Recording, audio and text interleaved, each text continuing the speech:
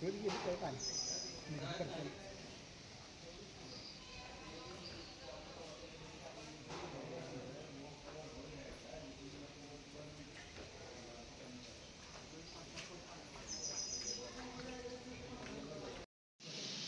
गुरुदेव दत्त.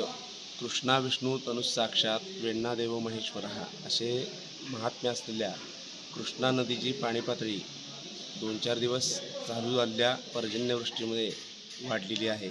त्यामुळे आज औदुंबर येथे सकाळी 10:30 वाजता साधारणपणे कृष्णा नदीचे पाणी दत्त महाराजांच्या विमल पादुकांच्या वरती आज गेलेले आहे आणि दत्त महाराजांच्या कृष्णा गंगा भेटीचा अलौकिक सोहळा इथं पार पडलेला आहे.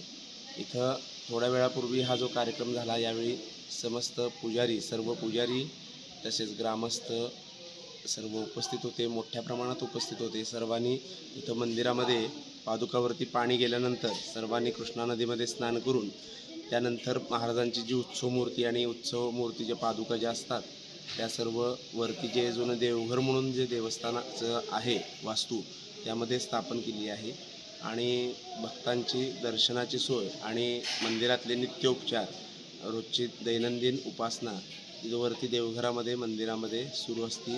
आता भक्त लोकांनी दर्शनासाठी जोपर्यंत मंदिरात पाणी आहे तर तिथं देवघरामध्ये यायचं आहे आणि मंदिरातील पाणी कमी झाल्यानंतर पुन्हा उत्सव मूर्ती आणि पादुका पुन्हा पूर्ववत मंदिरामध्ये आणून सर्व उपचार सुरू होतील. श्री गुरुदेव दत्त.